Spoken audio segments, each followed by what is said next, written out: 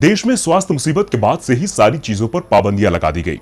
बाद में सरकार ने धीरे धीरे चीजों को अनलॉक करना शुरू किया, लेकिन शिक्षण संस्थान अभी तक नहीं खुले हैं। स्कूल कब खुलेंगे, ये सवाल अभी भी बरकरार है। देश में निजी स्कूल संचालक लगातार स्कूल खोलने के लिए सरकार पर दबाव बना रहे हैं, जिसके बाद ऐसी खबरें सामने आ रही थी कि आगामी सितंबर महीने से 10 से 12वीं तक के स्कूलों को बच्चों के लिए खोल दिया जाएगा।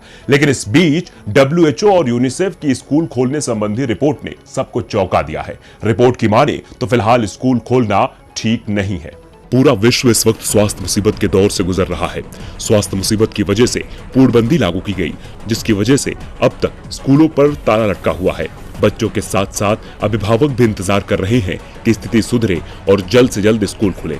ऑनलाइन पढ़ाई में कई सारी मुश्किलें सामने आ रही हैं, मगर अभी स्कूलों को खोला भी जाए तो बचाव नहीं हो पाएगा। ये हम नहीं बल्कि एक रिपोर्ट कह रही है। जी हाँ, संयुक्त राष्ट्र के अंतर्गत आने वाली एजेंसियां संयुक्त राष्ट्र बाल कोष यानी यूनिसेफ और विश्व स्वास्थ्य संगठन यानी WHO ने स्कूली छात्रों को मिलने वाली सुविधाओं को लेकर अपनी एक रिपोर्ट पेश की है।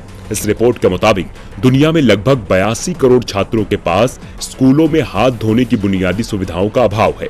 ऐसे में उनके संक्रमित होने का खतरा कहीं अधिक है। यूनिसेफ और WHO के साझा निगरानी कार्यक्रम द्वारा जारी की गई इस रिपोर्ट के आंकड़े दर्शाते हैं कि वैश्विक महामारी शुरू होने से पहले ही विश्व के हर 5 में से 2 स्कूल ऐसे हैं जिनमें बच्चों को मूलभूत सुविधाएं नहीं मिल पा रही हैं। WHO के प्रमुख टेड्रोस एडेनॉम के मुताबिक स्कूलों में साफ सफाई के साथ साथ जरूरी संसाधन भी होने चाहिए ताकि इस महामारी से स्कूली छात्रों को बचाया जा सके। अगर स्कूलों में मूलभूत सुविधाएं नहीं रहेंगी तो महामारी का खतरा बढ़ सकता है। उन्होंने कहा कि स्वास्थ्य मुसीबत के कारण शिक्षा के क्षेत्र में जो समस्याएं आई हैं, इसकी वजह से 190 देशों के 1.5 अरब से ज्यादा छात्र प्रभावित हुए हैं। इस रिपोर्ट में इस बात का भी जिक्र है कि पिछले साल दुनिया के 43% स्कूलों में साबुन और साफ पानी से हाथ धोने की बुनियादी सुविधाएं नहीं थी। यानी संक्रमण का खतरा पहले भी था, जो अब तो अपने विकराल रूप में सबके सामने आ गया। विश्व भर में 82 करोड़ के करीब स्कूली छात्रों के पास स्कूलों में हाथ धोने की सुविधाएं नहीं हैं। इनमें से 1/3 से ज्यादा स्कूली छात्र अकेले सब सहारा अफ्रीका में हैं।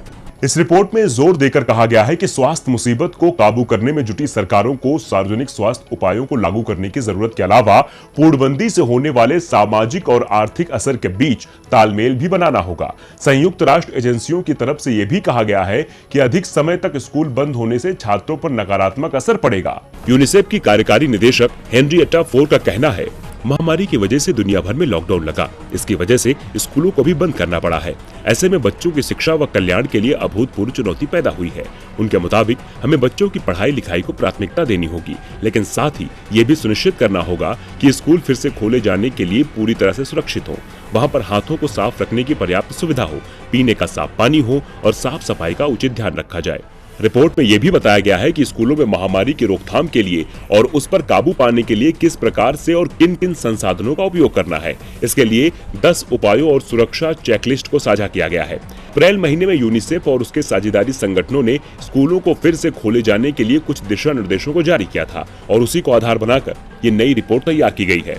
इन दिशा निर्देशों में स्वच्छता बरते जाने के खास उपायों, निजी बचाव सामग्री व उपकरणों के इस्तेमाल, साफ सफाई व कीटाणुओं को दूर करने, पेयजल, शौचालय और साबुन सहित हाथ धोने के इंतजाम, पर्याप्त जल, साफ सफाई और स्वच्छता संबंधी सेवाओं को मुहैया कराया जाना।